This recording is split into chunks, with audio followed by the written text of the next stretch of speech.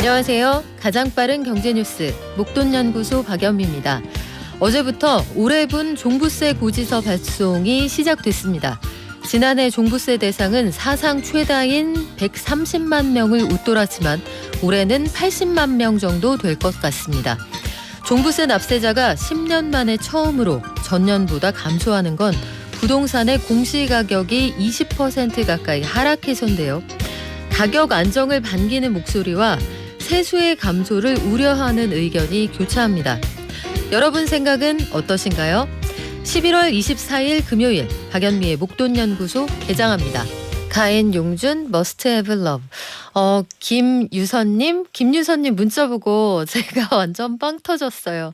놀이공원 개장한 거 아니고 목돈연구소 개장한 거 맞죠? 크리스마스 노래 들으니까 놀이공원 온 것 같고 신나요. 그래요. 오늘도 우리 신나게 1시간 한번 달려보아요. 된다 하고 좋은 일 생길 거야 말로 씨를 뿌리면 좋은 일이 오더라고요. 김재은님 진짜 예민하시다. 제가 오늘 좀 더 신나는 거 맞습니다. 오늘 아침에 문득 그런 생각이 들더라고요. 와 진짜 감사하다. 라디오 DJ들 중에 그 시절 우리가 사랑했던 스타들이 얼마나 많습니까? 제가 TV로만 보던 그 언니 오빠들하고 같이 일을 하고 있다는 게 너무 감사한 거예요. 그래서 와 나는 성덕이다. 그리고 선량한 사람들과 함께 일하고 있다는 게 참 감사한 하루였습니다. 자 여러분 오늘도 장이 어느 방향으로 간다 한 방향으로 뚜렷한 흐름을 보이는 것 같진 않은데 저희가 꼼꼼하게 정리해드릴게요. 저희 매일 오전 11시에 찾아오는 박연미의 목돈연구소입니다. 유튜브 시교라 고릴라 보라 있고요. 문자 소개되면 추첨해서 커피 쿠폰도 드립니다. 샵 1035 단문 50원 장문 100원 고릴라는 무료고요. 오늘 시황 보고 알아야 하는 뉴스들 일타경제 이슈에서 준비하는데 크리스마스가 나를 향해 돌진하는 기분이다. 이거 문자 신박하네요. 오늘의 장원 드리고 싶어요. 이수연님 크리스마스가 우리를 향해 막 달려오는 기분. 저도 이 노래 들을 때마다 그 생각하거든요. 금요일에 돈터뷰 있는 날인데 크리스마스를 즐기면서도 요때쯤 해야 되는 게 새해 준비입니다. 내년에는 어떤 세상이 펼쳐질까? 이제는 물건 살 때 가성비, 가심비, 시성비가 대세로 떠오르고 있다고 해요. 고를 때 4시간 아껴주고 골랐을 때 내 만족감을 극대화해주는 거. 그러니까 실패를 줄여준다는 뜻인데요. 시간을 아주 촘촘하게 쓰는 2배속 사회가 달려왔죠. 이미. 분초 사회 시대의 내년의 트렌드는 어떤 것들이 주도하게 될까요? 서울대 소비트렌드 분석센터의 권정윤 연구위원에게 들어보겠습니다. 국내외 시황 알아보겠습니다. 미래에셋증권 박광남 팀장 연결돼 있습니다. 안녕하세요. 안녕하십니까. 네, 뉴욕 증시는 추수감사절 연휴로 휴장하고 오늘은 오전만 개장을 하는데 요 사이에 미국 증시 어떻게 흘러갔는지 한번 복기를 해볼까요? 네, 일단은 미국 증시는 휴장이었던 관계로 이제 유럽 증시에 대한 이야기를 좀 드리면 일단은 기업 활동 수준이 전월 대비 소폭 개선되면서 심각한 경기 침체에 대한 우려가 좀 완화되며 상승 마감한 것이 특징이었고요. 이 스톡스 600 지수는 에너지하고 헬스케어 섹터의 강세에 힘입어서 0.3%가량 상승했는데 이게 지난 9월 말 이후에 최고치였다고 보시면 좋을 것 같습니다. 다만 이 독일의 새해 예산안 표결이 무기한 연기된 가운데 부채 억제 관련 이슈와 유럽 중앙은행 통화정책회의 의사록에서 이 인플레이션 목표치를 되돌리는 마지막 단계는 좀 상당하게 어려울 수도 있다라고 언급한 점으로 상승폭이 제한되긴 했습니다. 또한 독일, 프랑스 주요국의 국채 수익률이 상승하고 유로화는 달러 대비 소폭 강세를 보여서 유로존 주식시장의 변동성 지수는 지난 7월 이후 최저치까지 빠진 것 자체는 또 긍정적이었다라고 평가할 수 있을 것 같습니다. 네, 그리고 유럽 중앙은행 ECB의 통화정책 회의록도 공개가 됐는데 어떤 부분에 힘을 주고 있습니까? 네, 일단 이 유럽 중앙은행은 일반적으로 인플레이션 목표 수준으로 되돌리는 마지막 단계가 가장 어렵다라고 이제 언급을 좀 했습니다. 지난 10번의 기준금리 인상의 여파가 아직까지 구체화되지 않았다라고 밝혔는데요. 또한 역내의 많은 국가들이 지난 9월보다 더 많은 경제적인 불확실성도 경험하고 있다고 말해서 결국에는 앞으로 들어오는 데이터를 기반으로 인내심과 끈기를 가지고 대응을 할 것이라고 밝혔습니다. 사실 굉장히 원론적인 이야기이긴 한데 뭐 이는 어쨌든 유럽중앙의 금리 인상 자체는 좀 막바지에 다다랐다라는 것을 좀 보여줬고요. 추가 인상도 제한적일 수 있다라는 것들은 분명히 주식시장에 우호적으로 작용을 하긴 했습니다. 하지만 이 분데스방크의 요아임 라겔 총재가 금리가 정점에 도달해 있는 것은 맞지만 너무 일찍 금리를 완화하는 것은 실수가 될 것이라고 경고를 했고요. 벨기에 중앙은행의 분시 총재는 5% 압박해 높은 임금 상승률이 지속되는 한 금리 인하는 없다고 밝혔습니다. 하이어는 아니어도 롱거 기조는 계속될 수 있다라는 이야기를 했다라고 보시면 좋을 것 같습니다. 어쨌든 가계 기업 정부의 차입 비용이 점진적으로 높아지는 환경이기 때문에 사실 이 긴축 정책의 영향이 계속적으로 좀 반영되고 있다는 것은 좀 고려해야 될 상황이다 보니까 주식시장은 그것보다는 좀 긍정적인 부분에 먼저 반응을 했다 정도로 보시면 좋을 것 같습니다. 그리고 이유가 아마존, 세계 최대 전자상거래 업체인데 이 아마존의 로봇 청소기 업체 아이로봇 인수를 승인을 했습니다. 이게 시장에 어떤 영향을 미치게 될까요? 네, 방금 말씀 주신 것처럼 EU에서 이를 최종 승인하기로 결정을 했죠. 아마존 같은 경우에 스마트홈 부분의 경쟁력 향상을 위해서 지난해에 아이로봇을 인수했다고 썼었는데요. 이 EU의 집행위원회는 아마존이 이번 거래로 로봇 청소기 시장의 경쟁을 제한하고 전자상거래 업체 입지 강화가 우려된다는 사유로 사실은 관련 인수합병을 조사해 왔던 거거든요. 어쨌든 승인이 났기 때문에 무난하게 진행될 것으로 보여지고요. 개인적으로 조금 과도한 해석의 가능성이 있긴 하지만 지난 마이크로소프트의 블리자드 인수권과 유사하게 이번 아마존의 인수권도 승인이 되는 모습을 보면 이 플랫폼 기업에 대한 규제도 어느 정도는 좀 마무리 국면으로 들어가는 게 아닌가라는 약간 섣부르지만 이런 생각도 좀 들고요. 또한 물론 실제 경쟁을 좋아하는 형태의 인수합병은 여전히 저는 어렵다라고 보지만 이 빅테크라는 이유 하나만으로 모든 일을 경제 침해로 보는 그런 기조 또한 잘못되었다고 저는 보고 있거든요. 그렇기 때문에 어찌됐든 근본 인수가 아마존의 실적 자체에 미치는 영향은 그렇게 크지는 않을 겁니다. 규모가 상당히 나기 때문에 다만 아마존의 고객 락인 효과를 강화시키는 전략적 무기가 하나 더 추가됐다라는 점은 분명히 긍정적으로 볼 수 있을 것 같습니다. 최근에 우리가 2차 전지주가 한동안 힘들었던 건 사실 전기차 수요가 뜸하다 이런 이야기 때문이었는데 통계를 보니까 미국의 전기차 판매 대수 올해 사상 최대치다. 그리고 지금도 좀 늘어나고 있다 이런 전망이 있거든요. 요거 우리 전기차 그리고 또 나아가서 2차 전지 관련주 주가에 영향을 좀 미칠까요? 네, 방금 말씀 주신 것처럼 외신에 따르면 올해 미국에서 판매되는 전기차의 대수가 사상 최대치를 기록할 것이라고 보도가 나왔습니다. 전체 승용차 판매량의 9%까지 증가하면서 지난해 7.3% 대비 증가할 것으로 봤고요.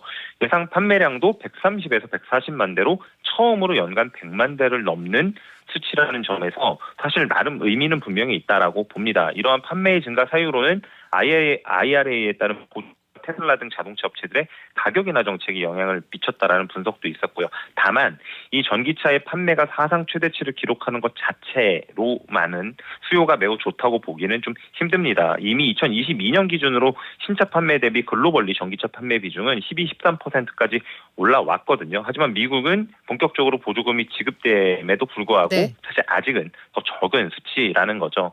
절대 수치가 증가하는 것은 분명히 사실이기는 하나 이 시장이 예상했던 바보다는 더디게 수요 증가가 일어나고 있다는 점에 주목하는 것이 저는 좀 더 맞다고 보고요. 아직까지는 부족한 인프라와 차량의 다양성, 보조금에도 불구하고 비싼 가격 등이 분명히 영향을 좀 준다라고 봅니다. 그렇기 때문에 사상 최대치라는 헤드라인 자체의 의미를 둘 필요는 크진 않다. 하지만 반대로 생각해보면 신차 기준으로 미국의 9% 수준밖에 전기차가 비중이 굉장히 작거든요. 장기적으로는 분명히 긍정적인 영향을 줄 것이라고 판단하고 있습니다. 언급했던 사유가 전기차 수요 둔화의 원인이긴 하지만 현재 기업들은 이를 극복하고 시장 경쟁력을 확보하려고 매우 경쟁을 치열하게 하고 있거든요. 결론적으로 큰 방향성에 저는 의문은 없다라고 보고요. 다만 단기 수요 악화 우려들은 한동안은 좀 이어질 것 같습니다. 네, 오늘 짧게 우리 지수 한번 볼까요?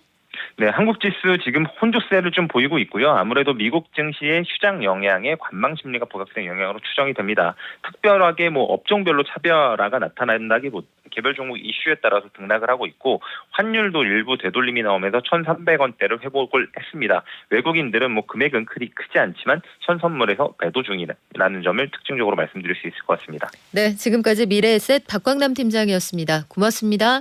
감사합니다. 놓치면 안 되는 뉴스만 싹 모았습니다. 일타 경제 이슈 국민일보 이광수 기자 오셨습니다. 안녕하세요. 안녕하세요. 이광수 기자 오늘은 교회 오빠룩인 게 뭐 부인할 수 없는데요. 오늘은 정말 그렇습니까? 노린 건가요 오늘은? 네, 감사합니다. 교회 오빠랑 나쁜 언니룩. 오늘 저한테 오토바이 타고 출근했냐는 의견 굉장히 많이 주시네요. 저 손 씻었어요. 이제 오토바이 끊었습니다, 여러분. 네. 자, 첫 소식 전해드릴게요.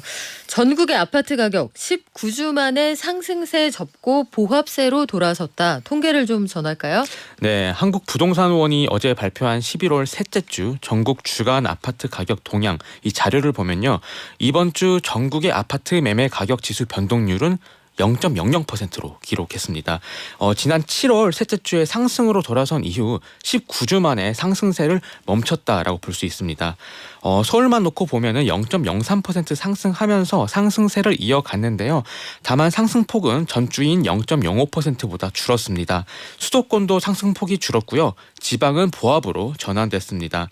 고금리가 계속 지속되고 있는 데다가 특례 보금자리론도 종료가 됐습니다. 그리고 또 시장에서 나온 저가 매물이 다 소진된 영향 등이 좀 복합적으로 작용한 것이다라는 게 전문가들의 분석입니다. 또 단기간 또 이제 좀 반등을 했기 때문에 이런 피로감이 또 매수 심리 둔화에 영향을 준 것으로도 분석이 되고 있습니다. 그리고 강남구는 계속 견조하다 이런 이야기가 많았는데 네. 강남구도 하락세를 보이고 있다 이 통계가 나왔네요. 네, 맞습니다. 서울 강남구만 놓고 보면은 0.02% 하락해서 굉장히 눈길을 끌었습니다. 이 강남구가 하락세로 돌아선 것은 31주 만입니다. 이게 사실 올해 집값 상승을 주도하는 지역이 이제 강남구였는데요. 현재 부동산 시장의 심리를 보여주는 지표라는 점에서 좀 눈여겨볼 필요가 있다. 좀 이런 얘기가 나오고 있습니다. 이게 시장이 부진할 때도 강남에서는 사실 신고가를 찍는 아파트 단지가 나오기도 했었잖아요. 그래서 뭐 재건축 호재 때문이다. 아니면은 뭐 강남으로는 누구든지 가고 싶어하기 때문에 이 상급지로 갈아타려는 수요가 가격을 뒷받침했다. 이런 분석이 나왔었는데 이 강남구가 하락으로 전환했다는 것은 아무래도 지금 부동산 매수 심리는 좋지 않다. 좀 이런 분석을 나올 수가 있고요. 서초는 보합을 기록했고 송파는 상승을 했는데 상승폭이 좀 축소된 움직임을 보이고 있습니다. 서울 25개구 가운데 가장 먼저 하락했던 이제 그 강북구와 노원구도 지금 하락폭이 이어지고 있고요. 도봉구도 이번 주에 하락을 전환해서 이 노도강이라고 불리는 이곳에 이제 매매 가격 지수가 모두 하락세를 나타낸 것으로 분석이 되고 있습니다. 인천도 3주 연속 하락했고요. 경기는 상승을 했지만 지난달보다 상승폭이 계속 줄어드는 그런 흐름을 보이고 있습니다. 그래요. 그런데 전세 가격은 계속 올라가는 것 같아요? 네, 맞습니다. 전세 가격 상승세 유지되고 있습니다. 전국 아파트 전세 가격이 0.10% 올라서 상승세를 지속했고요. 서울은 전주 대비 0.17% 올라서 27주 연속 상승세를 나타내고 있습니다. 특히 양천구, 강서구, 강북, 노원, 용산 등이 평균을 웃도는 상승률을 나타냈는데 이게 전세는 매매와 달리 수요층이 다르기 때문에 좀 수요가 탄탄한 덕분이다. 좀 이런 얘기 나오고 있습니다. 특히 뭐 전세 같은 경우는 진짜 실제로 실거주를 하셔야 되는 분들이잖아요. 그 이유 때문이라고 하고 전세 사기 여파 때문에 이 다세대나 연립, 오피스텔 수요가 좀 아파트 시장으로 들어오면서 좀 이런 움직임이 보였다라고 분석이 되고 있습니다. 네, 그리고 저희 유튜브 점검하고 있습니다. 조금만 기다려 주세요. 자, 올해 3분기 가계 실질 소득이 1년여 만에 다시 증가했다. 네. 근데 여기에 좀 고민해 볼 구석들이 많이 있는 것 같죠? 네, 맞습니다. 이 실질 소득이 이 소득에서 물가 상승률을 제외한 것을 뜻하는데요. 그동안 소득이 늘어난 것에 비해서 물가가 더 크게 늘어서 실질 소득은 항상 줄어왔는데 5분기 만에 증가로 전환한 것으로 나타났습니다. 통계청이 발표한 자료를 보면요. 3분기 가구당 월 평균 소득은 503만 3천 원으로 집계됐습니다. 1년 전인 지난해 3분기와 비교하면은 3.4% 증가한 수치입니다. 이 물가 영향을 제외한 실질 소득이 작년 동기보다 0.2% 증가한 수준으로 이제 집계가 됐습니다. 이 실질 소득이 지난해 2분기에 6.9% 증가한 이후에 3분기, 4분기, 그리고 올해 1분기, 2분기까지 계속 감소하거나 아니면 보합이었기 때문에 계속 좀 내리막을 걸었었는데요. 5분기 만에 증가로 돌아선 건데요. 정부의 분석을 보면은 취업자가 좀 늘었고 그리고 임금 상승 등의 영향으로 근로소득이 늘었다 이런 분석이 나오고 있고요. 또 높은 물가 상황에서 연금이 좀 이렇게 반영되면서 이전 소득 좀 늘었다. 좀 이런 게 정부의 설명입니다. 이 올 소득을 주로 어디에 썼냐고 하면은 주로 이제 재화와 서비스 구입 비용을 뜻하는 소비 지출에 한 280만 8천 원을 써서 좀 이쪽에다 많이 썼다. 좀 이런 얘기가 나오고 있고 항목별로 보면은 오락문화 지출 증가세가 두드러졌다라고 집계가 되고 있습니다. 아무래도 추석 연휴 기간에 좀 해외여행 많이들 가셨잖아요. 그래서 이런 여행비나 운동, 오락 서비스 등의 지출이 좀 지난해보다 증가했다. 이런 얘기가 나오고 있고요. 이상 기온 때문에 이제 과일 등 신선식품 물가가 많이 오르면서 식료품이나 비주류 음료 지출도 많이 늘었다. 이런 얘기가 나오고 있습니다. 이 소비가 아닌데 빠져나가는 돈인 비소비 지출은 106만 2천 원으로 집계가 돼서 지난해 동기보다 4.3% 늘었습니다. 이게 이자 비용이 늘어나서 전체 비소비 지출 증가를 이끌었다. 좀 이렇게 분석이 되고 있습니다. 근데 지금 소득이 늘었다고 했잖아요. 네. 가게에. 근데 왜 느낌이 안 오죠? 전혀 늘어난 것 같지가 않은데. 전 뉴스를 잘못 본 줄 알았습니다. 그렇죠. 지금 얘기하면서 약간 그런가? 네. 그렇죠. 네, 맞습니다. 이게 1년 전 만에 오른 것이고 0.2% 정도 올랐잖아요. 그래서 이 정도로는 실생활에서 체감하기는 어렵다. 좀 이런 얘기가 나오고 있고요. 이 가계 소득을 5분위로 이제 통상 나누는데 거기서 1분위 하위 20%에 속하는 가구의 경우에는 1년 전보다 소득이 줄었습니다. 그러니까 평균적으로는 0.2% 늘어나는 것을 보지만 이 세부적인 내용을 보면은 오히려 줄어든 분도 많고 거의 비슷한 분도 많아서 아무래도 체감이 좀 어렵다. 좀 이런 얘기가 나오고 있습니다. 1분위 가구 월 평균 소득은 112만 2천 원이었는데요. 1년 전보다 0.7% 줄었습니다. 이게 평균이 500만 원인 거에 비교하면 굉장히 차이가 크잖아요.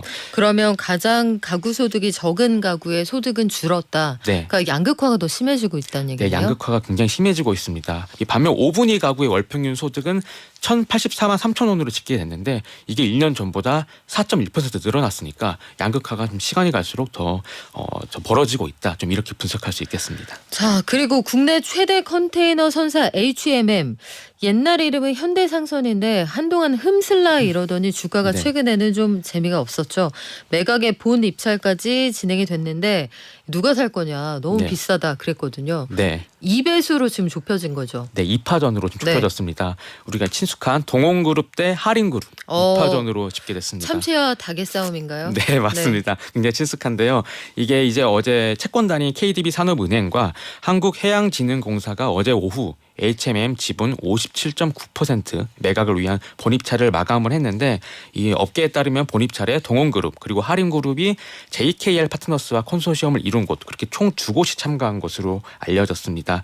원래 예비 입찰에는 이제 LX 인터내셔널까지 이제 포함이 됐었거든요. 그런데 LX 인터내셔널이 마지막에 고심 끝에 실익이 좀 더 적다라고 판단을 하면서 마지막 본입찰에서는 이제 빠졌습니다.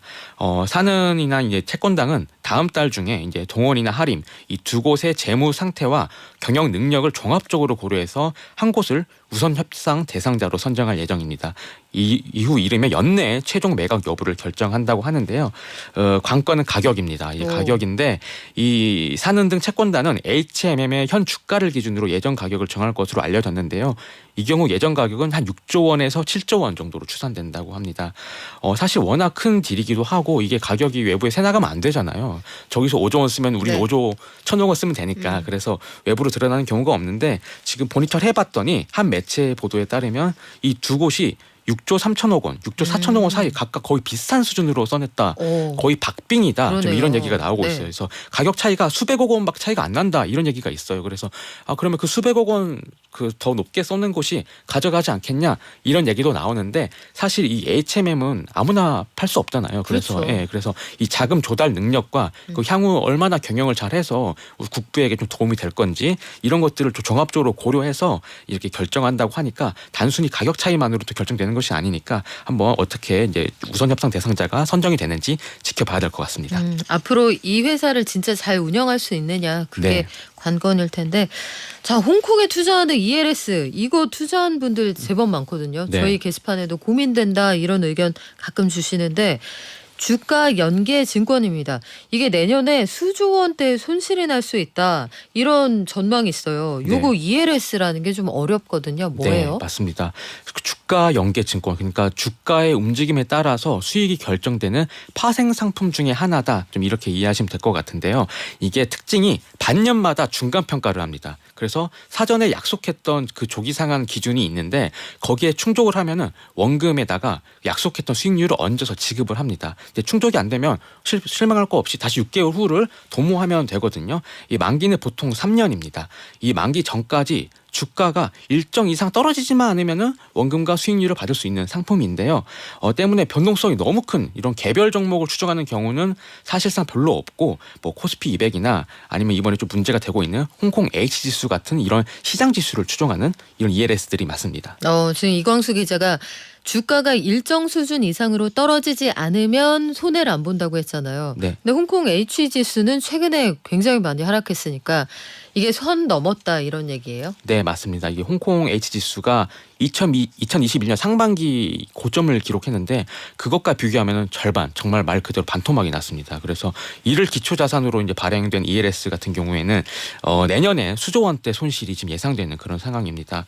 이미 올해도 많이 빠졌는데 왜 내년까지 가냐 이런 얘기를 하시는데 2021년 판매된 상품의 만기가 이제 내년 상반기부터 이제 돌아오기 차례대로 돌아오기 시작한다고 합니다. 그 규모가 지금 추산되는 바로는 8조 3천억 원이라고 합니다. 그해 이제 2021년에 이제 홍콩 H 지수가 12,000선까지 올라갔었는데 지금 이달 23일 홍콩 H 지수가 6,130.05입니다. 와, 절반이네요. 네, 맞습니다. 이미 지금 한 번이라도 원금 손실 발생 구간에 드러난 그 규모만 4조 7천억 원 가량이라고 하니까 대규모 손실을 지금 피할 수 없다. 좀 이렇게 얘기가 되고 있고 이 상품에 따라서 조건이 조금씩 다르기 때문에 손실을 피하거나 줄이는 조건이 좀 다른데요. 홍콩 H 지수가 다시 반등해서 최소 한 7,000선 위로 올라가야지 조금은 손실을 줄일 수 있는 그런 상품들이 나타나기 시작하고 정말 꼭지에 가입하신 투자자분들 같은 경우에는 8,400선까지 좀 오르기를 좀 바라야 되는 그런 상황이라고 하는데 사실 이게 무슨 코스닥 종목 주가도 아니고 홍콩 H 지수라는 이 시장 지수가 네. 20% 30% 내년 상반까지 그렇게 오를 수 있다? 사실 가능성이 지금 시장 전문가들은 낮다 이렇게 보고 있거든요. 네. 그래서 굉장히 좀 이게 우려가 큰 상황이고 이 ELS가 수익률이 그렇게 높은 상품이 아닙니다. 이게 한 자릿수가 일반적이거든요. 그래서 예금 금리보다 높은데 이제 과거에는 조기 상한을 계속 받으면서 6개월마다 이제 조기 상한 받고 또 가입하고 이러면 약간 롤오버 하는 식으로 운영하시는 분들이 많았는데 이 홍콩 H 지수가 이렇게 단기간에 급락할 거냐 이런 예상을 하지 못했다. 좀 이렇게 분석이 되고 있고 사실 그래서 시장에서는 이제 홍콩 그 ELS 자체가 좀 불합리한 상품 아니냐 좀 이런 얘기도 나와요. 사실 이게 지수가 아무리 올라가 봐야 저는 약속한 수익률 뭐 8% 가령 이렇게만 봤는데 하락하면은 그 하락폭은 끝이 없어요. 끝이 없습니다. 그렇게 해서 원금이 다 까질 수도 있기 때문에 상방은 막혀 있는데 하방은 뚫려 있는 상품이어서 ELS가 굉장히 설명을 잘해야 되는 상품인데요. 이게 그래서 불안전 판매 이슈 쪽으로도 사실 요즘 얘기가 나오고 있습니다. 이게 은행권을 중심으로 좀 고연령층 중심으로 판매가 됐는데 이런 상품의 구조를 정확하게 설명을 했냐 좀 이런 얘기가 나오고 있어서 지금 당국에서도 들여다보고 있다 좀 이런 얘기가 나오고 있고 이복형 금감원장이 최근 국정감사에서 이거와 관련해서 좀 개인적으로 복잡한 고위험 파생 상품을 은행 창구에서 고연령층을 상대로 파는 것이 적정한지 강한 의문이 있다 이렇게 부정적인 입장을 드러낸 바도 있습니다. 설명서가 너무 깨알 같은 글씨로 긴 거는 가입을 안 하시는 걸 권해드립니다. 이게 파는 사람도 사실 뭔지 모르고 팔 때가 있어요. 복잡하기 때문에 요거 좀 문제가 될 것 같기도 하네요. 자, 중국의 부동산 기업에 이어서 이 부동산 기업에 돈을 댔던 그림자 금융 이쪽이 부실화될 가능성이 크다. 중쯔그룹은 지금 뭐 적자가 한 40조 원 이렇게 난다고요? 네, 맞습니다. 이 그림자 금융이 이제 은행이 아닌 그런 비은행 금융 산업군을 얘기하는데요. 여기서 이제 돈을 빌렸던 이제 부동산 업체들이 이제 어려움을 겪으니까 이들도 지금 어려움을 겪고 있습니다. 이 블룸버그 통신이 중국 대형 자산 운용사인 중주 엔터프라이즈 그룹이 투자자들에게 이제 서한을 보냈는데 단기적으로 부채를 감당할 만큼 충분한 자산을 갖고 있지 않다는 내용이 담겨 있었다고 현지 시간으로 22일 보도했습니다. 이 중주그룹이 이 헝다그룹의 자산을 대규모로 사들였는데 지금 헝다그룹의 자산이 굉장히 부실화가 많이 됐잖아요. 그래서 굉장히 지금 어려움에 봉착했다라고 알려져 있고요. 이 중주 같은 이 그림자은행은 이제 가계저축을 모아서 대출하고 부동산 부동산이나 주식 채권 이런 상품에 투자를 하는 이런 회사인데요. 굉장히 형다그룹 포지션이 높기 때문에 굉장히 문제가 되고 있고요. 이 중주그룹은 그래서 구조조정 시행할 예정이라고도 이렇게 앞서 밝힌 바가 있는데 이 구조조정이 원활하게 진행되지 않자 다시 한번 투자자들에게 한번 좀 워닝을 했다. 좀 이렇게 얘기가 되고 있고 지금 중주그룹이 가지고 있는 그 자산이 우리나라 돈으로 36조 원인데 지금 부채가 76조 원. 아이고. 뭐 이 정도로 얘기가 되고 있기 때문에 거의 2배 이상 많다. 좀 이런 얘기가 나오고 있습니다. 자산 다 털고 나도 그래도 갚아야 할 빚이 40조 원이다. 이거 해결 어떻게 할지 좀 지켜보죠. 오늘 말씀은 여기까지 듣겠습니다. 지금까지 일타경제 이슈 국민일보 이광수 기자였습니다. 고맙습니다. 감사합니다. 올해도 다 갔구나 싶으세요? 캐롤이 흘러나오고 크리스마스 장식은 10월부터 등장을 했습니다. 올해를 마무리하면서 우리가 또 해야 되는 거, 내년에 어떤 트렌드가 시장을 석권할 거냐, 이걸 우리나라에서 제일 발빠르게 제일 열심히 준비하는 분들이 계십니다. 내년 갑진년 2024년 우리 사회는 어떤 모습일지, 어디에서 기회를 보면 좋을지 서울대 소비트렌드 분석센터 권정윤 연구위원에게 들어볼게요. 안녕하세요. 네, 안녕하세요. 매년 한 10월 초쯤에 그 서울대 소비트렌드 분석센터에서 책을 펴내시는데 거기에 보면 야, 이 수많은 트렌드 키워드를 어떻게 찾아내시는지 너무 신기해요. 그런 소스들은 어떻게 발굴을 해내십니까? 네, 저희가 정말 많은 자료를 참고를 하고 네. 있습니다.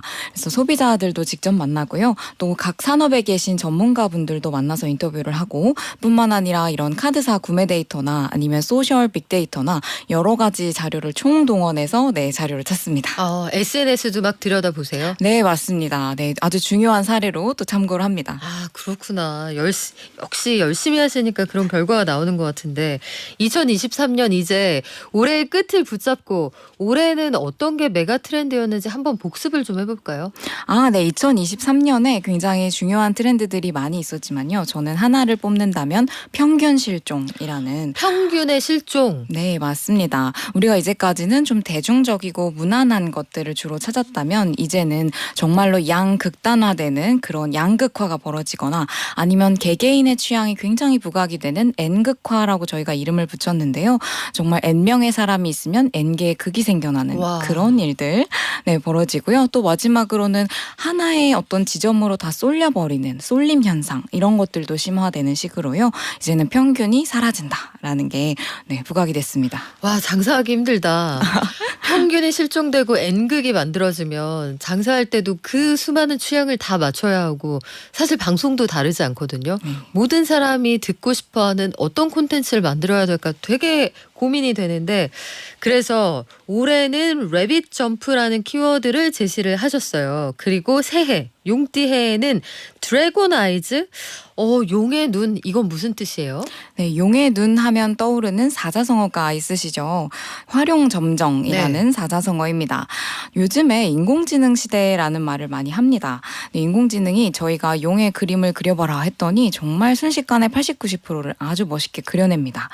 다만 우리가 이 용의 그림을 마무리 지을 때 이게 어떤 용이 될지는 우리가 어떤 용의 눈을 그려 넣느냐라는 게 바로 이 사자성어 활용점정의 의미인데요. 그것처럼 지금 이 인공지능 시대에 우리에게 필요한 게 무엇인가라고 했을 때 이런 어떤 우리만이 가지고 있는 인사이트, 이 한 끗을 다르게 만들 수 있는 그 역량이 정말 중요하겠다라는 메시지를 담아서 저희가 이번에는 드래곤 아이즈로 정했습니다. 한 끗 차이가 있어야 된다. 그게 격을 가른다. 트렌드 코리아 시리즈가 해마다 제시하는 10개의 단어 중에서 첫 번째 키워드, 이 전체 트렌드를 아우르는 단어들로 선정을 해오셨는데 이게 올해는 책을 보니까 분초사회로 정하셨어요. 이건 무슨 뜻입니까? 네, 1분 1초 할 때 그 분초입니다. 오. 네, 시간에 대해 주목을 하는 것인데요. 요즘에 정말 분과 초 단위로 우리 삶이 쪼개지고 굉장히 시간을 효율적으로 쓰게 됐습니다. 대표적으로는 우리가 배달 음식 하나를 시켜 먹더라도 배달앱에 지금 내가 시킨 음식이 내 방문 앞에 도달하기까지 5분 남았다.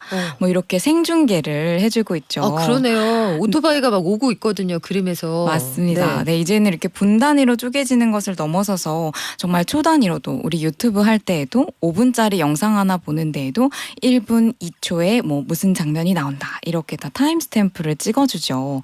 이제는 이런 식으로 우리의 시간이 굉장히 쪼개지고 있는데요. 이러다 보니까 나타나는 현상이 이제 시간의 낭비를 용납하지 않는 그런 현상들이 벌어집니다. 예를 들면 요즘 직장인들은 직주 근접 굉장히 중요하게 여기시고요. 어떤 길 위에서 이렇게 시간을 보내는 그런 현상을 좀 싫어합니다.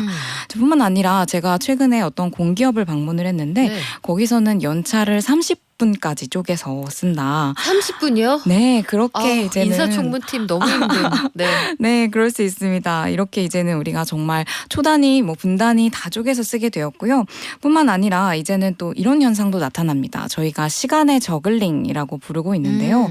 이제는 멀티태스킹인 것이죠. 뭔가 일들을 동시에 돌리면서 이런 것들을 굉장히 중요시하다 보니까 이제 사람들은 가격에 대한 가성비가 네. 아니라 시성비를 따진다라고. 오, 시성비는 무슨 뜻이에요? 네, 시간의 가성비입니다. 와. 네, 그래서 이제는 내가 시간을 이만큼 투자했을 때 이거에 얼마나 성과를 얻을 수 있느냐라는 거를 사람들이 굉장히 따지게 됐다라고 볼 수 있습니다. 시간이 최고의 재화라는 걸 사람들이 다시 한번 되새긴다는 건데 그러네요. 저만 해도 재미가 있든지 의미가 있든지 재미없고 의미 없으면 내가 왜? 이런 생각을 많이 하게 돼요. 그러면 월급보다 시급이다 이런 표현도 전보다 더 자주 쓴다고 하는데 사람들이 시간에 이렇게 굉장히 애착을 가지게 된 특별한 이유가 있을까요? 네, 요즘 이런 말 많이 들으시지 않으시나요? 저도 주변에서 많이 듣는데요. 좋은 옷 입고 뭐 명품 들고 이런 데 돈 쓰는 것보다 맛있는 거 먹으러 가고 좋은 거 보러 가고 경험에 돈 쓰는 게 더 좋다라는 이야기를 참 많이 듣습니다. 네. 이건 바로 우리가 이제 경험 경제에 살게 됐다라는 의미고요. 이제는 경험할 거리가 정말 많아졌습니다. 맛있는 것뿐만 아니라 콘텐츠 같은 것들도 넘쳐나고 있고요. 그래서 이제는 우리가 이 경험을 소비하기 위해서 꼭 필요한 자원이 있죠. 돈뿐만 아니라 시간이 정말 중요한 자원입니다. 그런데 이 시간은 사실 저희가 대출도 할 수 없고 저축도 할 수 없고 그러네요. 네, 한 번 네. 써버리면 돌이킬 수가 없습니다. 그러다 보니까 이제는 우리가 이 시간이라고 하는 것을 1분 1초도 낭비 없이 시성비 따지면서 써보자라고 하게 된 것이죠. 그렇군요. 생각해보니까 저도 처음 기자 됐을 때 강제로 저축을 인생에서 제일 많이 했던 것 같아요. 뭐 사회부 기자하고 이러면 돈을 쓸 시간이 없어요. 월급이 그냥 통장에 남아있어서 강제저축. 근데 이게 무슨 의미가 있나 이런 생각도 가끔 했던 것 같습니다. 그때는. 자, 시성비를 추구하면서 내 시간을 아끼는 방법으로 디토 소비라는 것도 한대요. 디토라는 게 뉴진스 노래 제목이잖아요. 네, 맞습니다. 미투라는 뜻 아니에요? 네, 맞습니다. 이하 동문, 나 완전히 동감이야 이런 뜻이죠. 저희가 이 디토 뉴진스 노래 제목이라서 뭐 정한 것도 있는데요. 그러셨구나. 네, 트렌디하죠. 노리셨어요. 네. 그런데 요즘 사람들의 이 소비를 봤더니 남들을 누군가를 혹은 어떤 특정 대상을 따라하는 소비가 나타납니다. 그래서 벌어지는 일은 우리가 이때까지는 뭔가를 소비할 때 구매 의사결정 과정이라는 게 있었습니다. 그래서 문제를 일단 내가 뭐가 필요하네 느끼고 정보를 탐색해서 대안을 비교하고 결정하기까지 수많은 과정을 거쳤는데 이제는 그게 아주 단순해졌습니다. 그냥 누군가를 따라하면 되는 겁니다. 그 누군가가 중요할 것 같은데요? 네, 맞습니다. 그래서 이제는 그 누군가를 고르는 게 굉장히 중요해졌고요. 나랑 가치관이 맞거나 아니면 이런 라이프 스타일이 비슷하거나 아니면 내가 저 사람은 진짜 믿을 수 있다. 혹은 이 브랜드는 내가 정말 믿을 만하다라고 하는 그 대상에 있어서 이제는 사람뿐만 아니라 어떤 뭐 이런 방송 콘텐츠가 될 수도 있고요. 또는 뭐 브랜드, 커머스 다양한 대상이 될 수 있습니다. 그렇군요. 이게 어떤 사람과 어떤 콘텐츠를 믿고 따를 거냐 요걸 선택하는 과정이 중요할 것 같은데 그렇다면 역으로 이 온라인 플랫폼이나 오프라인 쇼핑몰은 이제 사람들이 그냥 막 넘어오지 않아. 이 시성비를 따지는 소비자들에게 어떻게 소구할 거냐 이 전략을 짜는 게 중요하겠네요. 네, 맞습니다. 제가 이제 두 가지 말씀을 드리고 싶은데요. 사람들이 시성비를 따지기 때문에 이제 두 가지 전략을 모두 추구해야 됩니다. 하나는 사람들이 이제 조금 귀찮은 거, 조금 쓸데없다 싶은 그런 시간들은 최대한 줄이려고 할 겁니다. 그래서 조금만 요즘 온라인 뭐 웹페이지에 접속을 했는데 로딩이 안 되면 얼른 나가버립니다. 귀찮게 하면 안 보죠. 네, 그런 걸 이제 확 줄여주는 게 굉장히 중요할 것이고요. 뿐만 아니라 이제 방금 말씀해주신 것처럼 내가 시간을 투자하고 싶은 경험을 만들어주는 거, 이게 굉장히 중요할 겁니다. 그래서 이제는 어떤 웹페이지에서도 매거진처럼 멋있는 이런 컨텐츠, 볼거리 이런 걸 제공을 한다거나 다른 데선 볼 수 없는 차별화된 어떤 컨텐츠를 제공하는 것, 이런 게 중요해지고요. 그리고 여기에 덧붙여서 요즘 사람들은 미리 이게 시성비가 괜찮겠다 아니겠다를 판단하고 싶어 하기 때문에 우리 항상 유튜브 제작할 때도 그렇죠. 미리 하이라이트 딱 미리 보기 같은 거. 그렇죠. 간보기 프로그램이 다 있죠. 네, 맞습니다. 앞에 15분 영상에 앞에 몇 초라도 이렇게 미리 보기를 넣어주죠. 그런 것처럼 이제는 사람들에게 기꺼이 시간 투자를 하게 만드는 이런 전략들이 굉장히 중요해진다라고 말씀드릴 수 있습니다. 그냥 일상적으로 보면 여러분 집에서 OTT 볼 때 항상 나오는 거 뭐 있어요? 왼쪽 상단에 오프닝 건너뛰기. 그거조차도 용납하지 않는 게 요즘 트렌드인 것 같아요.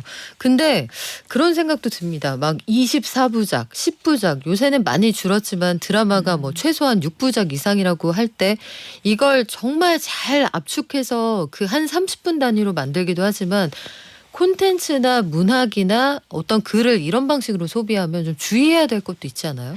네, 방금 정말 말씀 주신 것처럼 너무 요약본으로 이렇게 보다 보면 오히려 나는 굉장히 작은 곳에서 어떤 전혀 다른 포인트에서 영감을 얻을 수도 있는데 그 기회를 놓쳐버릴 수도 있을 것 같습니다. 그래서 우리가 그런 말도 있죠. 너무 빠르게 달리면 창밖이 보이지 않는다고 하는 것처럼 어떻게 보면 시간을 천천히 들여야지만 얻는 것도 있다라는 생각을 이 분초 사회 속에서 해보는 게 또 중요하지 않을까라는 생각도 들었습니다. 이 분초 사회 이렇게 유행하다가 나중에 그 장시간 사회, 롱타임 사회에 또 올 것 같아요. 다음번 책에 이거 들어가지 않을까 싶기도 한데 또 한 가지 제가 이번 책에서 밑줄을 긋고 보았던 그 섹터가 리퀴드 폴리탄이라는 부분이었어요. 이 폴리탄이라는 게 그 도시를 의미한다면 리퀴드라는 건 액체잖아요. 그러니까 도시가 어떤 액체처럼 그 고정형이 아니라 여러 형태로 움직일 수 있다 이런 뜻 같은데 정확하게 어떤 의미로 사용하신 표현입니까? 네, 제가 한 예시 하나를 들어드리려고 합니다. 우리 강원도 양양이라는 도시가 있죠. 요즘에 서핑으로 굉장히 유명해진 도시인데요. 그렇죠. 네, 그런데 이 양양이라는 도시를 생각을 해보면 주민등록 인구, 우리가 흔히 정주 인구라고 부르는 이 개념으로 살펴보면 사실 60대 이상 분들이 45%나 되고 20, 30대 분들은 14%밖에 안 돼서 오 소름. 전 네. 갔을 때 다 20, 30대만 봤는데요. 네, 맞습니다. 그래서 주민등록 인구로 보면 사실 지역 소멸 위기에 처한 인구 감소 지역입니다. 그런데 방금 말씀 주신 것처럼 지난 여름에만 해도 서핑하러 오는 인구를 따져보니까 여름 하루 동안, 휴가철 하루 동안에만 거기 살고 계신 분들의 1.6배에 달하는 인구가 방문을 했다고 합니다. 외지에서 네, 맞습니다. 이야. 그러니 우리가 양양이란 도시를 생각해보면 이 도시를 우리가 소멸의 위기에 있다, 죽어가고 있다라고 생각할 수 있을까라는 생각을 해볼 수 그러기에는 있죠. 너무 힙하던데요. 네, 맞습니다. 또 반대로 이렇게도 생각해 볼 수 있습니다. 우리 서울이 1000만 도시다라고 하지만 사실 1000만이 안 된 지 조금 됐죠. 사실 인구가 조금씩 유출되고 있습니다. 그런데 아무도 서울이 인구 소멸 지역이라거나 뭐 감소 지역이라고 걱정하지 않습니다. 네, 그런 것처럼 이제 우리가 이 도시라는 거를 생각해 볼 때 굉장히 좀 이때까지 이런 주민등록 인구, 행정구역 이렇게 딱딱하게 생각했던 것들을 넘어서서 좀 유연하게 사고할 필요가 있다. 이런 의미를 담은 게 이 리퀴드 폴리탄의 의미입니다. 그러니까 그 동네에 집 있고 거기 정주하는 사람 아니더라도 예컨대 요새 이런 트렌드가 있더라고요. 저 친한 친구 중에도 이제 스키장이 문을 열면 주중에 나흘은 서울에 사는데 3일은 그냥 횡성에 가서 사는 거예요.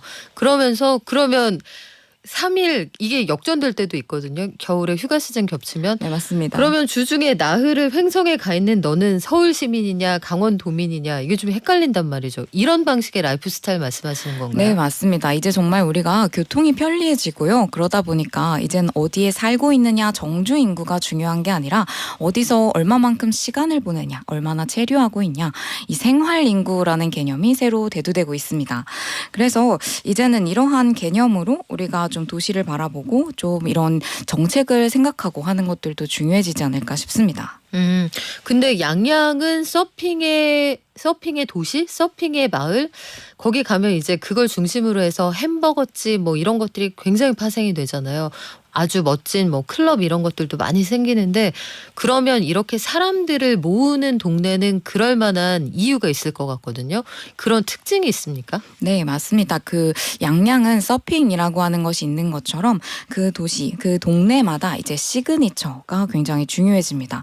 아, 그 동네 하면 뭐라고 하는 그 시그니처가 필요해지는 건데요. 그것에 좀 대표적인 역할을 하는 것들이 이제는 스토어, 어떤 상점이나 브랜드 공간 이런 것들이 되는 것 같습니다. 예를 들면 우리 요즘 정말 핫한 동네 서울 성수동. 네, 성수동이 뜨게 된 것도 조금 생각해 보면 왜 성수동은 그런 힙한 이미지를 가지게 네. 되었나? 초반에 그 창고를 이제 개조해서 지은 뭐 카페나 이러한 공간들 이런 것들이 그곳의 이미지를 뭔가 벽돌 느낌 나는 그런 어떤 공간의 이미지를 점차 구축하기 시작했고요. 뿐만 아니라 제주도에는 이 탑동이라는 곳이 있습니다. 이곳에는 이제 초반에 어떤 한 이제 사업가 분이 거기에 좀 이제는 사람들이 찾지 않는 그 극장 건물이 있어서요. 그것을 이제 뮤지엄으로 다시 바꿨습니다. 그러고 나서 그 주변에 이제 다른 어떤 업사이클링 브랜드 네. 이런 것들이 들어오고 비슷한 결을 가진 브랜드들이 들어오면서 그곳은 이제 도시 재생이라는 어떤 이미지를 가진 동네로 탈바꿈하게 됐습니다. 그래서 이제는 우리가 어떤 동네를 생각할 때에도 그곳만이 가지고 있는 어떤 페르소나 이런 걸 만드는 게 굉장히 중요할 것 같습니다. 그래요. 갑자기 목돈연구소도 목돈연구소에만 있는 그 무슨 구심점이 뭐가 있을까 이런 걸 고민하게 되는데, 평균이 사라진 시대에 100개의 도시가 있다면 그 100개의 도시는 저마다의 얼굴을 다 가지고 있어야 한다는 건데, 야, 기업들도 고민할 게 이만저만이 아니겠어요. 네, 맞습니다. 이게 단순히 지방자치단체의 어떤 정말 관심사만이 네. 아니고요. 이제는 기업들도 여러 가지 측면에서 이러한 리퀴드 폴리탄을 생각해 볼 필요가 있습니다. 예를 들면 뭐 지역 프로젝트에 요즘 최근에 이런 기업들의 사례가 나타나고 있는 게 지역사회를 살리려는 프로젝트에 적극적으로 투자를 하거나, 아니면 이 기업들이 가지고 있는 마케팅 노하우라든지 운영 전략 이런 것들을 같이 활용하는 이런 현상들도 벌어지게 되는데요. 이것을 지역사회의 사회공헌의 하나로 볼 수도 있고요. 뿐만 아니라 우리의 이런 라이프 스타일이 다양해지고 좀 그럴수록 우리들의 창의성이 생겨나고 우리 사회에 이 혁신이 발생을 하면서 새로운 먹거리를 찾을 수 있게 되지 않나. 그런 점에서 기업들도 이런 변화에 좀 주목을 해봐야 되겠다 싶습니다. 우리 권정윤 연구위원님은 지금 책에서 10가지 키워드 중에서 본인의 마음을 이 키워드 내 심금 울렸다, 그런 키워드는 어떤 게 있으셨어요? 아, 네. 저는 마지막 키워드 돌봄 경제. 돌봄 경제. 네, 돌봄 경제가 정말 중요한데요. 거기에 이런 말이 있습니다. 엄마도 엄마가 필요한 시대다. 네, 이제는 정말 굉장히 약자들뿐만 아니라 누구든지 마음의 돌봄, 우리의 관계를 채우는 이러한 돌봄들이 필요해지는 시대입니다. 그래서 저희 돌봄 경제에서는 이러한 돌봄이라고 하는 것을 이제까지 우리 사회가 좀 지출해야만 하는 어떤 부수적이고 사회복지의 영역으로만 생각을 했다면, 오히려 이제는 돌봄이라는 게 우리 경제가 움직이기 위해서 네. 가장 중요한 축이 될 수 있고, 또 좀 성장하는 산업으로 또 한번 재주목을 해봐야 되겠다라는 의미를 담고 있습니다. 돌봄 경제. 저도 그 부분에서 요즘에 우리가 삶을 마치는 풍경을 보면 대다수의 경우에 집에서 삶을 마치지 못하잖아요. 요양원에 들렀다가 그 이후에 장지로 가는 게 우리의 흐름이라면, 돌봄이라는 건 정말 하나의 경제로서의 사이클에 접어들었구나, 이런 생각을 많이 하게 됐습니다. 여러 가지 의견도 주시네요. 우리보다 선배님 세대들은 야, 이 트렌드 이거 다 SNS 때문 아닙니까? 이런 의견도 주시는데 어때요? 진짜 그렇습니까? SNS에서 영향을 받는 게 확실히 있습니다. 저희 키워드 중에도 이번에 육각형 인간이라는 키워드가 있고요.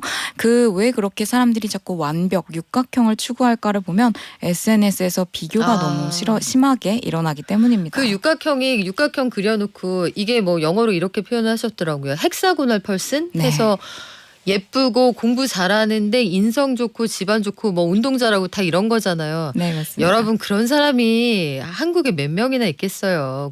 안 많죠? 실제로 많습니까, 위원님? 그렇게 많지는 않겠죠. 다만 SNS만 켜면 그런 사람들이 자꾸 눈에 띄는 거죠. 너무 많아 보이는 거죠. 그래요. 그리고 맨날 골프장 가는 것 같은 사진 이런 거 올라오는데 골프장에서 옷을 여러 번 갈아입고 찍었다. 이런 생각은 안 해보시는 거예요, 여러분? 그럴 수도 있습니다. 자, 오늘 트렌드 이야기 진짜 유익하고 재밌었어요. 다음에도 한번 나와주세요. 아, 네, 너무 좋습니다. 네, 지금까지 서울대 소비 트렌드 분석센터 권정윤 연구위원이었습니다. 고맙습니다. 네, 감사합니다. 내년도 트렌드 얘기하니까 여러 가지 의견 주시네요. 박정현님, 장세정님, 목돈연구소가 시성비 최고의 프로그램이네요. 최고. 여러분도 최고의 청취자입니다. 우리 감사 배틀. 김성숙님, 요즘 너무 빨라서 예전에 그리울 때가 많아요. 저도 그런 생각합니다. 골목에서 친구들하고 놀고 막 뛰어다니고 그랬던 옛날. 너무 몰라도 되는 걸 빨리 알지 않아도 됐던 옛날이 좋다 이런 생각도 가끔 해요. 안 궁금한 거 알게 될 때 말이죠. 정수진님, 아이고 어렵다. 살아남는 법. 저는 그래서 사업 방향성을 그렇게 잡았어요. 여기에서 그렇게가 뭘까요? 평균의 실종에 맞게 잡았다는 걸까요? 송아은님, 유행 따라 가는 얼굴 말고 개성. 그곳만의 매력 어필을 하면 좋겠어요. 그럼 좋은데 고개성이 뭐냐 요걸 잡는 게 쉽지가 않죠. 그래도 우리 청취자들은 진짜 개성이 있으세요. 제가 매일 오시는 분들은 성함을 거의 기억할 정도로 본인들이 느끼시는지 모르겠지만 저는 문자의 특징, 그 개성을 다 기억하고 있답니다. 날마다 저희 감사하게 그 문자 의견 잘 청취하고 있고요. 저희 이런 의견 반영해서 내일도 열심히 준비해서 돌아올게요. 내일 오전 11시에 돌아오겠습니다. 고맙습니다.